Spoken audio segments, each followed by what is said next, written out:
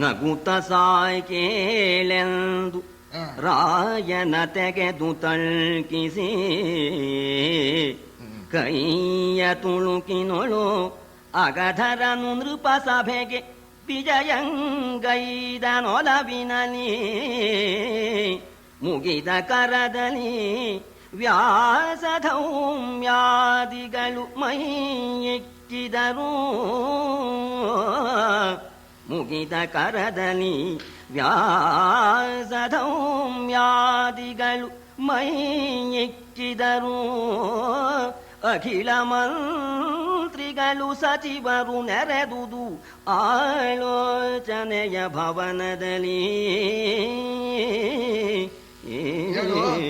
ಇಲ್ಲಿ ಸಾಕು ಅಂತ ನೆಗಿತಾ ಧರ್ಮರಾಜನ ಎಬ್ಬಿಸ್ಬಿಟ್ಟು ಒಪ್ಕೊಂಡ್ಬಿಟ್ಟು ಹಾಗೆ ಕೈ ಹಿಡಿದುಕೊಂಡು ಕರ್ಕೊಂಡು ಹೋದಂತೆ ಅರಮನೆಗೆ. ಅಲ್ಲಿ ವ್ಯಾಸರು ಧೌಮ್ಯರು ಬಂದು ನಮಸ್ಕಾರ ಮಾಡಿದ್ದಾರೆ.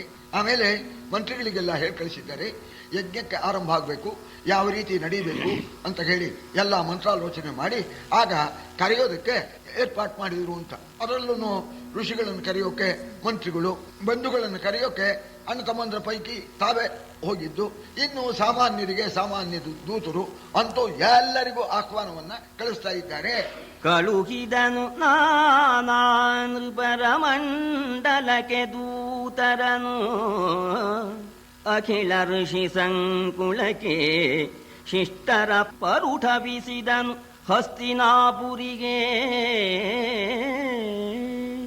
ಹಸ್ತಿನಾಪುರಿಗೆ ಕಳುಹಿದನು ನಕುಲನನು ಬಳಿಕಿತ್ತಲು ನೃಪಾಧ್ವರ ಶಾಲೆಗೆ ಅಲ್ಲಿಯ ನೆಲನ ಶೋಧಿಸೆ ಕರೆಸಿದನು ಬಹುವಿಧದ ಶಿಲ್ಪಿಗರ. ಕರೆಸಿರೋದಕ್ಕೆ ಶಿಷ್ಯರು ರಾಜರುಗಳಿಗೆಲ್ಲ ದೂತರು ಬಂಧುಗಳಿಗೆಲ್ಲ ತಮ್ಮ ಬಂಧುಗಳನ್ನೇ ಕಳಿಸಿದರು. ನಕುಲನ್ನ ಹಸ್ತಿನಾವತಿಗೆ ಹೋಗಿ ಭೀಷ್ಮ ಧೃತರಾಷ್ಟ್ರ ನಮ್ಮ ದುರ್ಯೋಧನ ಅವರನ್ನೆಲ್ಲ ನೀವು ಉಪಚಾರ ಮಾಡಿ ಕರ್ಕೊಂಡು ಬಾ ಅಂತ ಹೇಳಿ ಕಳಿಸಿಕೊಟ್ಟಿದ್ದಾರೆ. ಆಮೇಲೆ ಈ ಯಜ್ಞ ಮಾಡತಕ್ಕಂಥ ಜಾಗ ಸ್ಥಳ ಶುದ್ಧಿ ಅಂತ ಅದು ಬಹಳ ಮುಖ್ಯವಾಗಿರ್ತಕ್ಕಂಥದ್ದು. ಯಜ್ಞವನ್ನ ಮಾಡತಕ್ಕಂಥ ಜಾಗನ ಶೋಧಿಸಿದ್ರಂತೆ. ಅವಾಗ ಹೇಗೂ ಅಲ್ಲಿ ಇದ್ದೇ ಇದ್ದಾರೆ ಧೌಮ್ಯರು ವ್ಯಾಸರು. ಯಜ್ಞಶಾಲೆ ಎಷ್ಟು ದೊಡ್ಡ ಇರಬೇಕು, ಅದರಲ್ಲಿ ಈ ಯಜ್ಞ ನಡೆಯತಕ್ಕಂಥ ಜಾಗ ಅಂತರ್ವೇದಿ ಅಂತ ಹೆಸರು, ಹೊರಗಡೆ ನೋಡ್ತಕ್ಕಂಥವರು ಬಹಿರ್ವೇದಿ, ಆಮೇಲೆ ಪತ್ನಿ ವೇದಿ ಅಂತ. ಈ ಯಜ್ಞ ಮಾಡ್ತಕ್ಕಂಥ ದೀಕ್ಷಿತನ ಪತ್ನಿ ಅವಳು ಇರೋದಕ್ಕೆ ಒಂದು ಗೃಹ ಬೇಕು, ಅದಕ್ಕೆ ಪತ್ನಿ ಗೃಹ ಅಂತ. ಇದೆಲ್ಲ ಯಾವ ಮಟ್ಟಿಗೆ ಇರಬೇಕು, ಯಾವ ರೀತಿ ಆಗಬೇಕು, ಯಾವ ಜಾಗದಲ್ಲಿ ಆಗಬೇಕು ಅಂತ ಎಲ್ಲ ವ್ಯವಸ್ಥೆ ಆಯಿತು, ನೆಲಶುದ್ಧಿ ಆಯಿತು. ಆಗ ನಾವು ಮಾಡೋದು ಹಾಗೆ ತಾನೆ, ಇಂಜಿನಿಯರಿಗೆ ಕಾಂಟ್ರಾಕ್ಟ್ ಕೊಡ್ತಾರೆ, ನೋಡಿ ಹೀಗೀಗಾಗಬೇಕು ಹೀಗೀಗಾಗಬೇಕು ಅಂತ ಹೇಳ್ಬಿಟ್ಟು ಒಂದು ಸ್ಕೆಚ್ ಹಾಕಿ ಕೊಟ್ಬಿಟ್ರೆ ಇಂಜಿನ್ ಮಾಡಿಬಿಡ್ತಾರೆ. ಇಲ್ಲಿ ವಿಶ್ವಕರ್ಮ ಇವರು ಇಂಜಿನಿಯರು, ಆ ವಿಶ್ವಕರ್ಮನಿಗೆ ಕೊಟ್ಟರು. ಆವಾಗ ಮಯಾಸುರ ಇದ್ನಲ್ಲ, ಅವನು ಉಪಕಾರ ಹೊಂದ್ಬಿಟ್ಟಿದ್ದಾನಲ್ಲ, ಅರ್ಜುನನಿಂದ ಪ್ರಾಣ ರಕ್ಷಣೆ ಹೊಂದಿರ್ತಕ್ಕಂಥ ಮಯಾಸುರ, ನಂಗೇನು ಕೆಲಸ ಇಲ್ವೇ ಅಂತ ಬಂದ್ಬಿಟ್ಟ. ಆಗ ಕೃಷ್ಣ ಹೇಳ್ಬಿಟ್ಟ, ಏನಪ್ಪ ಇಬ್ಬರು ಇಂಜಿನಿಯರು ಸೇರ್ಕೊಳ್ಳಿ, ಚೆನ್ನಾಗಿರ್ಬೇಕಪ್ಪ ಈ ರೀತಿ ಅಂತ ನಮ್ಮ ಪುರೋಹಿತರು ಹೇಳಿದಾರಲ್ಲ, ಹಾಗೆ ಮಾಡಿಬಿಡಿ ಅಂತ ಆರ್ಡರ್ ಕೊಟ್ಬಿಟ್ಟ ಪರಮಾತ್ಮ. ಇಬ್ರು ಏಕಾಭಿಪ್ರಾಯ ಇರಲಿಲ್ಲ. ಮಯನ ಮತದಲ್ಲಿ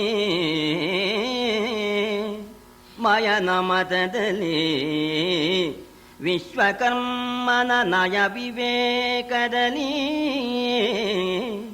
ಅಮಲ ಮಖ ಶಾಲೆಯನ್ನು ನಿರ್ಮಿಸಿದರು. ಸುಲಕ್ಷಣ ಶಾಸ್ತ್ರ ಸೂತ್ರದಲ್ಲಿ ನಿಯತ ಪತ್ನಿ ಶಾಲೆ ಜನವೇದಿಯ ವರಾಂತರ್ವೇದಿ ಮಖವೇದಿಯ ಬರ್ಹಿರ್ವೇದಿಗಳನ್ನು ಅಳವಡಿಸಿದರು ಬಹಿಲದಲ್ಲಿ. ಎಲ್ಲ ಇಷ್ಟು ದಿವಸಕ್ಕೆ ಆಗ್ಬೇಕು ಅಂತ ನೀವು ನಿಧಾನ ಮಾಡೋದಲ್ಲ, ಅದೇ ರೀತಿ ಮಾಡಿದ್ರು, ಜಾಗ್ರತೆ ಮಾಡಿದ್ರು. ಆ ಪುರೋಹಿತರು ಹೇಳಿದಂತೇನೆ ಆ ರೀತಿಯಾಗಿ ಯಾವ ರೀತಿ ನಡೆಯಬೇಕೋ ಆ ಅಂತರ್ವೇದಿ ಬಹಿರ್ವೇದಿ ಪತ್ನಿ ಶಾಲೆ ಎಲ್ಲ ಏರ್ಪಾಟು, ನೋಡೋರಿಗೆಲ್ಲ ಜಾಗ ಎಲ್ಲ ಜಾಗೃತಿಯಾಗಿ ನಿರ್ಮಾಣ ಮಾಡ್ತಾ ಇದ್ದಾರೆ. ಈ ಕಡೆ ಇವರು, ಆ ಕಡೆಯಲ್ಲಿ ಬಂದಂತಹ ರಾಜರುಗಳಿಗೆಲ್ಲ ಜಾಗ ಬೇಕೋ ಬೇಡುವ, ಏನು ಇಲ್ಲಿರೋ ಅರಮನೆ ಸಾಕಾಗತ್ತೇನು, ಎಲ್ಲ ದೇಶದ ರಾಜರು ಬರೋದ್ರಿಂದ. ಆಗ ಯಮುನಾ ತೀರ್ಥದಲ್ಲಿ ದೊಡ್ಡ ಮೈದಾನ ನೋಡ್ಬಿಟ್ಟು ರಾಜರಿಗೆಲ್ಲ ಅರಮನೆ ಕಟ್ಬಿಡಿ ಅಂತ ಅಪ್ಪಣೆ ಮಾಡೋಣ. ಪುರದ ಹೊರವಲಯದಲ್ಲಿ ಯಮುನಾವರ ನದಿಯ ತೀರದಲ್ಲಿ ಧರಣೀಶ್ವರರಿಗೆ ಅರಮನೆ ಮಾಡಿದರು ನವರತು ನಮಯಮಾಗಿ. ಸುರಪುರದ ಮಾರಾಂಕ ಭುಜಗೇಶ್ವರನ್ ಭೋಗಾವತಿಯ ಶಿಲ್ಪದ ಗರುವೆನಿಸಿತು. ಸುರಪುರದ ಮಾರಾಂಕ ಭುಜಗೇಶ್ವರನ ಭೋಗಾವತಿಯ ಶಿಲ್ಪದ ಗರುವೆನಿಸಿತು. ಈ ನಗರ ನಾರಾಯಣನ ಕರುಣದಲ್ಲಿ. ಯಮುನಾ ನದಿ ದಡದಲ್ಲಿ ವಿಸ್ತಾರವಾದ ಜಾಗ ತಗೊಂಡು ರಾಜಾದಿರಾಜರುಗಳಿಗೆ ಒಳ್ಳೆ ಚಮತ್ಕಾರದಿಂದ ಚಿತ್ರ ವಿಚಿತ್ರವಾಗಿ ರತ್ನ ಖಚಿತವಾದ ಅರಮನೆಗಳನ್ನ ನಿರ್ಮಾಣ ಮಾಡಿದರು. ಆ ಶಿಲ್ಪ ಚಾತುರ್ಯ ಪಾತಾಳ ಲೋಕದಲ್ಲೂ ಇಲ್ಲ, ಅಮರಾವತಿ ಪಟ್ಟಣದಲ್ಲೂ ಇಲ್ಲ. ಅಂಥ ಶಿಲ್ಪ ಚಾತುರ್ಯದಿಂದ ಅರಮನೆ ಎಲ್ಲ ಕಟ್ಟಿದ್ದಾರೆ ಅಂತ ವ್ಯಾಸಭಾರತದಲ್ಲಿ ಹೇಳ್ತಾರೆ. ಅಂತಸ್ತಂತಸ್ತಂತಸ್ತು ಮಾಡಿಬಿಟ್ರು. ಜಾಗ ಸಾಕಾಗೋಲ್ಲ. ಈ ದೇವತೆಗಳಿಗೆ ಯಜ್ಞ ನೋಡ್ಬೇಕು ಅಂತ ಆಸೆ. ವಿಮಾನದಿಂದ ಬಂದ್ರು, ಎಲ್ಲ ಹೋಗ್ಬಿಟ್ಟಿದೆ. ಅವರೇನ್ ಮಾಡಿದ್ರು, ಇನ್ನೂ ಬುದ್ಧಿವಂತಿಕೆ ಮಾಡಿದ್ರು. ಅವರು ಆ ವಿಮಾನನ ಅರಮನೆ ಮೇಲೆ ಇಟ್ಕೊಂಡು ಅಲ್ಲಿಂದ ಯಜ್ಞ ನೋಡಿದ್ರು ಅಂತ. ವಿಮಾನ ಕೆಳಗಿಳಿಯೋಕ್ ಜಾಗ ಇಲ್ಲಲ್ಲ ಅಂತ ವರ್ಣನೆ ಮಾಡಿದ್ದಾರೆ. ಈ ರೀತಿಯಾಗಿ ರಾಜರುಗಳಿಗೆಲ್ಲ ಅರಮನೆ ಏರ್ಪಾಟಾಗಿದೆ. ಕೇಳು ಜನಮೇ ಜಯ ಧರಿತ್ರಿ ಬಾಲ. ದೂತರು ಹರಿದರು ಅವನೀ ಪಾಲರಿಗೆ, ಋಷಿಗಳಿಗೆ, ಭೂಸುರ ವೈಶ್ಯ ಶೂದ್ರರಿಗೆ. ಹೇಳಲೇನದು ಭೂತವನು, ಹೇಳಲೇನದು ಭೂತವನು.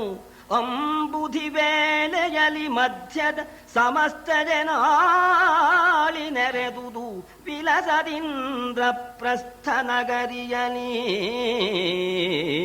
ಮೊದಲೇ ಬರ್ತಾನೆ ಹಬ್ಬಿಟ್ಟಿದೆ. ಧರ್ಮರಾಜ ರಾಷ್ಟ್ರೀಯ ಮಾಡ್ತಾನಂತೆ.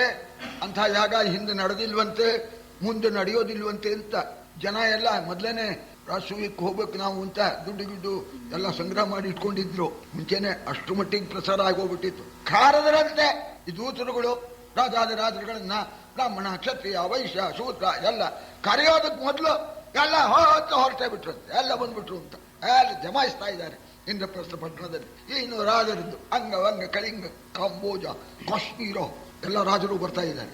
ಚೋಳ, ಸಿಂಹಳ, ಪಾಂಡ್ಯ, ಕೇರಳ, ಮಾಳವಾಂಧ್ರ, ಕರುಷ, ಬರ್ಬರ, ಗೌಳ, ಕೋಸಲ, ಮಗಧ, ಕೇಕಯ, ಹೂಣ, ಸಂವೀರ, ಲಾಳ, ಜೋನೆ, ಗಜೀನ, ಕುರು, ನೇಪಾಳ, ಶಿಖಿ, ಕಾಶ್ಮೀರ, ಬೋಟ, ವರಾಳ, ವರ ದೇಶಾಧಿಪತಿಗಳು ಬಂದರೊಗ್ಗಿನಲಿ. ಸಂತೋಷದಿಂದ ಬಂದ್ಬಿಟ್ರು. ರಾಜ ಜೊತೆ ಹಾಕೊಂಡೆಲ್ಲ ಬಂದ್ಬಿಟ್ರು. ಎಲ್ಲಾ ದೇಶದ ರಾಜರು ಬಂದ್ಬಿಟ್ರು. ಇಷ್ಟು ಹೇಳಿದ್ರೆ ತೃಪ್ತಿ ಇಲ್ಲ. ನೆಂಟರು ಬಂದ್ರೋ ಇಲ್ಲೋ ಅಂತ ಸ್ಪೆಷಲ್ ಆಗಿ ಹೇಳ್ಬೇಕಲ್ಲ. ಬಂದ್ರು ನೆಂಟರು. ದ್ರುಪದ, ಧೃಷ್ಟದ್ಯುಮ್ನ, ರಣಲೋಲುಪಯುಧಾಮನ್ಯುತ್ತಮೌಂಜಸರು ಉಪಚಿತರು ಬಂದರು. ಸಗಾಢದಲ್ಲಿ ವರ ಬಾಂಧವರು. ಕೃಪ, ಜಯದ್ರದ, ಭೀಷ್ಮ, ಮಾದ್ರಾಧಿಪತಿ, ಕರ್ಣದ್ರೋಣ ಮೊದಲಾದ ಅಪರಿಮಿತ ಬಲ ಸಹಿತ ಕೌರವರಾಯ ನರೆತಂದ. ಬಂದಂಗಾಯ್ತು. ಅಲ್ಲಿ ಮಾವನ ನೆಂಟರು ಅವರು ಬಂದ್ರು. ಇಲ್ಲಿ ಅಣ್ಣ ಈ ಜ್ಞಾತಿ ಬಿಟ್ಟ ಮೇಲೆ ನೆಂಟರಿದಾರೇನು ಇಲ್ಲೆಲ್ಲ ಬಂದ್ಬಿಟ್ರಂತೆ. ಧೃತರಾಷ್ಟ್ರ, ಭೀಷ್ಮ, ದುರ್ಯೋಧನ, ದುಶಾಸನ, ಜೊತೆಯಲ್ಲಿ ಕರ್ಣ. ಸರಿ, ಇವರೆಲ್ಲ ಬಂದ್ರು. ಸರಿ, ಆಮೇಲೆ ಒಟ್ಟಿನ ಮೇಲೆ ಹೇಳ್ತಾ ಇದ್ದಾರೆ, ಈ ಚತುರ್ಸಮುದ್ರ ಮಧ್ಯದವರ್ತಿಯಾಗಿರ್ತಕ್ಕ ಸಮಸ್ತ ರಾಜರು ಬರ್ತಾ ಇದ್ದಾರೆ. ಬಂದರೈ ಚತುರಂಗದವನಿಪ ವೃಂದವು, ಬಂದರೈ ಚತುರಂಗದವನಿಪ ವೃಂದವು, ಅವರವ ರುಚಿತ ಮಿಗಿಲು ಇದಿರುವಂತು ಭೀಷ್ಮ, ದ್ರೋಣ, ಕೃಪ, ಧೃತರಾಷ್ಟ್ರರಿಗೆ ನಮಿಸಿ. ವಂದನೀಯರಿಗೆರಗಿ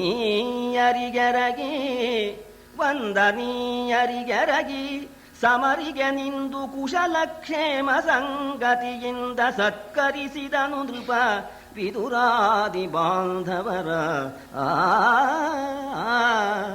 ಯಾರಿಗೂ ಬೇಜಾರಾಗಬಾರ್ದು.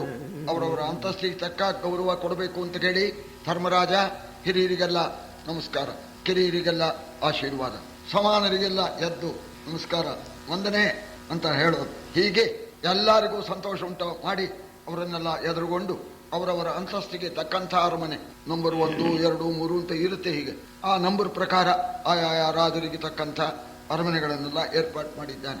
ಇಲ್ಲಿ ಶಿಷ್ಯವರ್ಗದವರು ಹೋಗಿ ಮಹಾಯಾಗ ನಡೆಯುತ್ತೆ, ತಾವೆಲ್ಲ ಬರಬೇಕು ಅಂತ ಹೇಳಿ ಗಂಗಾ ತೀರದ ಬದರಿಕಾಶ್ರಮದ ಕ್ಷೇತ್ರದಲ್ಲಿರ್ತಕ್ಕಂಥ ಎಲ್ಲಾ ಋಷಿಗಳಿಗೂ ಬರಬೇಕು ಅಂತ ಹೇಳಿದ್ದಾನೆ. ಇಂಥ ಯಾಗ ನೋಡೇ ತೀರ್ಬೇಕು ಅಂತ ಎಲ್ಲ ಋಷಿಗಳಿಗೂ ಸಂತೋಷ. ಯಾಕೆಂದ್ರೆ ಮಹಾ ಋಷಿಗಳೆಲ್ಲ ಸೇರ್ತಾರೆ. ಆ ಸಂದರ್ಭದಲ್ಲಿ ನಾವು ಏನಾದ್ರು ಋಷಿಗಳನ್ನು ಸಂಗ್ರಹ ಮಾಡ್ಕೋಬಹುದು ಅಂತ ಮಹಾ ಋಷಿಗಳು ಹಿಮಾಲಯ ಪರ್ವತದಲ್ಲಿದ್ದವರು, ಬದರಿಕಾಶ್ರಮದಲ್ಲಿದ್ದವರು, ಗಂಗಾ ತೀರದಲ್ಲಿದ್ದವರು ಬರ್ತಾ ಇದ್ದಾರೆ. ಯಾರ್ಯಾರು?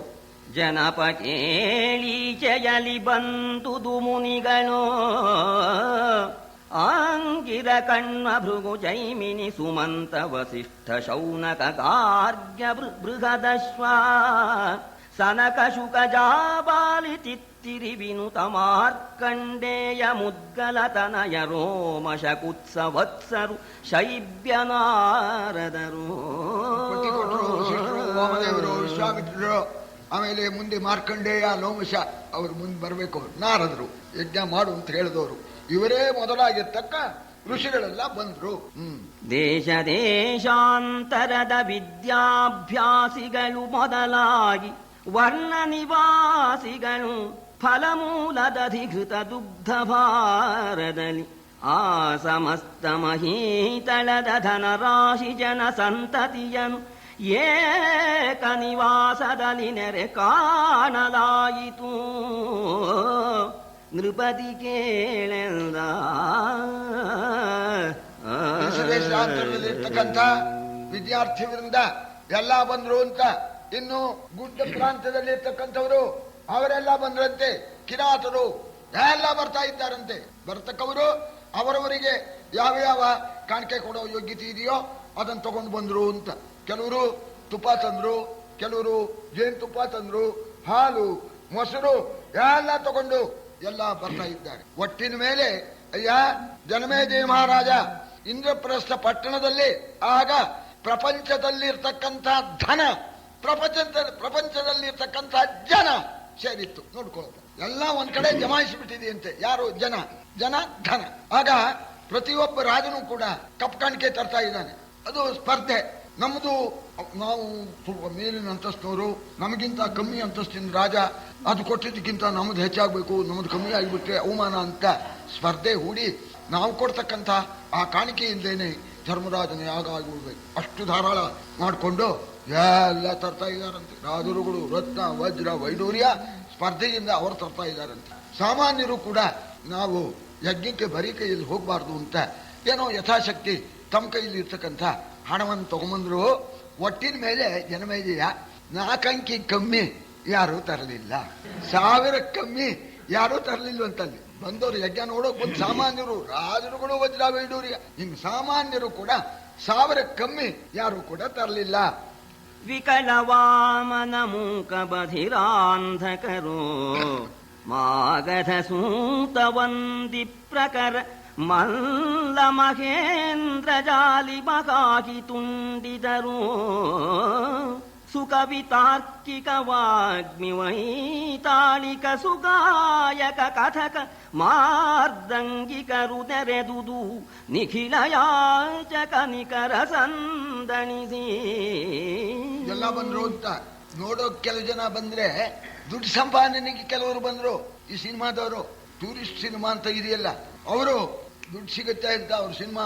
ಇನ್ನು ನಾಟಕದವರು 4, 8, 10 ಕಂಪನಿಗಳು, ನಾಟಕ ಕಂಪನಿ. ಇನ್ನು ಇವರು ಡೊಂಬರ ಆಟ ಆಡೋರು ಅವರು ಬಂದ್ರು. ಹಾವಾಡಿಗಳು ನಮಗೂ ಸಿಗುತ್ತೆ ಅಂತ ಅವರು ಬಂದ್ರು ಅಂತ. ಹೀಗೆ ಯಾವ್ಯಾವ ಕಸುಬಿನವರು ಇದ್ರೋ ಅವರೆಲ್ಲ ಬಂದ್ರು. ಇನ್ನು ಜೊತೆಯಲ್ಲಿ ಈ ಅಂಗವಿಕಲರು, ಪಾಪ ಇಂಥ ಕಡೆ ಹೋದ್ರೆ ನಮಗೇನಾದ್ರು ಸಂಪಾದನೆ ಆಗುತ್ತೆ ಅಂತ ಕಾಲಿಲ್ದವ್ರು, ಕೈ ಇಲ್ದವ್ರು, ಕಣ್ಣಿಲ್ದವ್ರು, ಈ ರೀತಿ ಅಂಗವಿಕಲರು ಅವರು ಬರ್ತಾ ಇದ್ದಾರೆ. ಇನ್ನು ಪಂಡಿತರುಗಳು, ಗಮಕಿಗಳು, ಸಂಗೀತಗಾರರು ಎಲ್ಲರನ್ನೂ ಹೇಳಿದ್ದಾರೆ. ಇಲ್ಲಿ ತರ್ಕಶಾಸ್ತ್ರಿಗಳು ಎಲ್ಲರೂ ಬರ್ತಾ ಇದ್ದಾರೆ.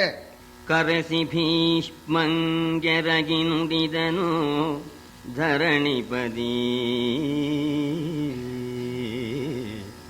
ಕರೆಸಿ ಭೀಷ್ಮಂಗೆರಗಿ ನುಡಿದನು ಧರಣಿಪದಿ.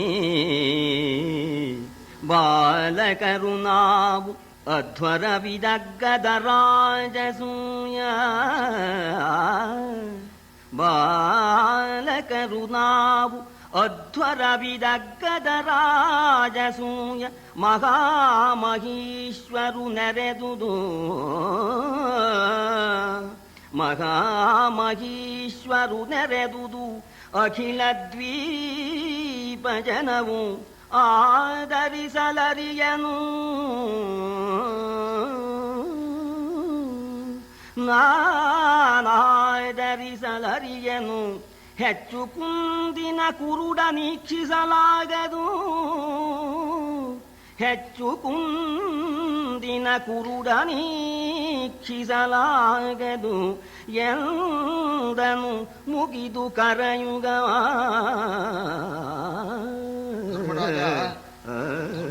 ನೋಡಿದ ಎಲ್ಲಾ ರಾಜರು ಸೇರಿದ್ದಾರೆ, ಸಮಸ್ತ ಋಷಿಗಳು ಸೇರಿದ್ದಾರೆ, ಪ್ರಪಂಚದಲ್ಲಿರ್ತಕ್ಕ ಸಮಸ್ತರು ಬಂದ್ಬಿಟ್ಟಿದ್ದಾರೆ. ಇಂಥ ದೊಡ್ಡ ಯಾಗ ಮನೆಗೇನೋ ಬಂದ್ಬಿಟ್ಟಿದ್ದಾರೆ.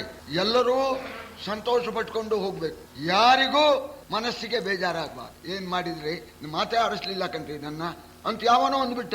ಹೀಗೆಲ್ಲ ಆಗತ್ತೆ. ಇಷ್ಟು ಜನ ಸೇರಿದಾಗ ವಿತರಣೆಯಿಂದ ನಡೆಯೋದಿಲ್ಲ. ಅವನಿಗೆ ಗಾಬರಿ. ಆಗ ಭೀಷ್ಮರ ಹತ್ರಕ್ಕೆ ಬಂದು ನಮಸ್ಕಾರ ಮಾಡಿ ಹೇಳ್ತಾ ಇದ್ದಾನೆ, ಎಲ್ಲ ಏರ್ಪಾಟಾಗಿದೆ, ಜನ ಬಂದಿದ್ದಾರೆ, ಶ್ರೇಷ್ಠವಾದ ಈ ರಾಸೂಯ ನಡಿಬೇಕು. ನಾವೇನೋ ಹುಡುಗರು, ನಮ್ಗೆ ಹಿಂದ್ ಗೊತ್ತಿಲ್ಲ, ಮುಂದ್ ಗೊತ್ತಿಲ್ಲ, ಯಾವ ರೀತಿ ಉಪಚಾರ ಮಾಡ್ಬೇಕೋ ಗೊತ್ತಿಲ್ಲ. ಬಹಳ ಗಾಬರಿ ಆಗ್ತಾ ಇದೆ ಅಜ್ಜ, ನೀವು ಜವಾಬ್ದಾರಿ ವಹಿಸ್ಕೋಬೇಕು. ಬಹಳ ಯೋಚನೆ ಆಗಿದೆ, ಎಲ್ಲಿ ತಪ್ಪು ಹೋಗ್ಬಿಡುತ್ತೋ, ಇಲ್ಲಿ ಏನು ಒಂದು ಅಪರಾಧ ನಡೆದು ಬಿಡುತ್ತೋ ಅಂತ ನನಗೆ ಬಹಳ ಗಾಬರಿ ಆಗಿದೆ ಅಂತ ಹೇಳಿ ವಿನಯದಿಂದ ವಿಜ್ಞಾಪನೆ ಮಾಡಿಕೊಂಡ ಮುಂದಿನ ಗತಿ ಏನು ಅಂತ. ಆಗ ಭೀಷ್ಮರು ಒಂದೇ ಭರವಸೆ ಕೊಡ್ತಾನೆ, ಯಾಕೋ ಯೋಚನೆ ಮಾಡ್ತಾ ಇದೀಯಾ, ಇಲ್ವೇನೋ ಚಿಂತೆಯೇ ಕೈ ಧರಣಿಪತಿ ಚಿಂತೆಯೇ ಕೈ ಕೃಷ್ಣನಾರೆಂದೆಂತು ಕಂಡೇ ಚತುರ್ದಶಾರ್ಧದ ತಂತು ರೂಪನು ತಾನೇ ಎನ್ನದೆ ನಿನಗೆ ಶ್ರುತಿ ವಚನ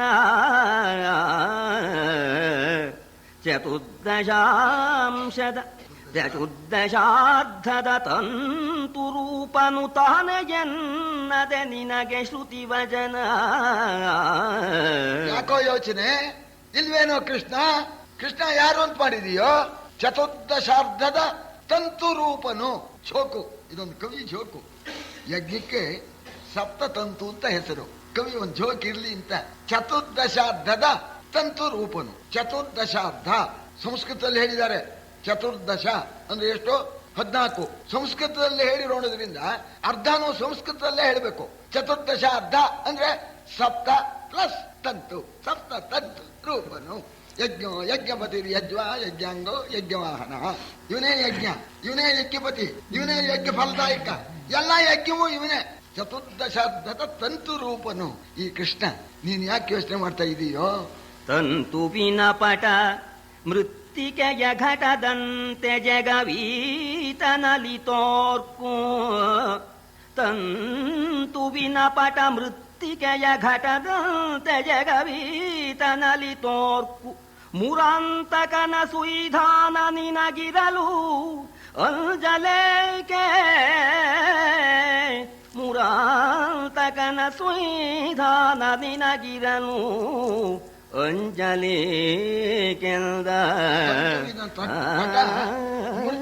ಮೃತ್ತಿಕೆಯ ಘಟ ಈ ಜಗತ್ತಿನ ಅಂತೆ ಈ ಜಗತ್ತಿನಲ್ಲಿ ಕೃಷ್ಣ ತೋರ್ತಾ ಇದ್ದಾನೆ. ಸ್ವಾರಸ್ಯವಾದ ವಿಚಾರ ಇಲ್ಲಿ. ತಂತುವಿನ ಪಟ, ಪಟ ಅಂದ್ರೆ ಬಟ್ಟೆ, ಬಟ್ಟೆ ಮಾಡೋದು ನೂಲಿಂದ. ಏನಪ್ಪಾ ಅಂದ್ರೆ ನೂಲಿನ ಬಟ್ಟೆ. ಏನು ಬಟ್ಟೆ? ನೂಲ್ ತೆಗೆದ್ಬಿಟ್ರೆ ಏನಿದೆ? ತಂತುವಿನ ಪಟ. ಹಾಗೆ ಮೃತ್ತಿಕೆಯ ಘಟ, ಮಣ್ಣಿಂದ ಗಡಿಗೆ ಇರೋದು. ಆ ಮಣ್ಣ ಗಡಿಗೆ ಅಂತಂತೇವೆ, ಏನು ಮಣ್ಣು ಬಿಟ್ರೆ ಗಡಿಗೆನೇ ಇಲ್ಲ. ಅದೇ ರೀತಿ ಈ ಜಗತ್ತು ಅಂದ್ರೆ ಪರಮಾತ್ಮ, ಜಗವೆಲ್ಲ ಪರಮಾತ್ಮ. ಪರಮಾತ್ಮನ್ ಬಿಟ್ರೆ ಜಗತ್ತೇ ಇಲ್ಲ. ಇಂಥ ಕೃಷ್ಣ, ಇವನ ರಕ್ಷಣೆ ನಿನಗಿರೋ ಕಾಲಕ್ಕೆ ನೀನೇ ಯಾಕೆ ಯೋಚನೆ ಮಾಡ್ತಾ ಇದ್ದೀಯೋ ಅಂತ ಹೇಳಿ ಭೀಷ್ಮರು ಭರವಸೆ ಕೊಟ್ರು.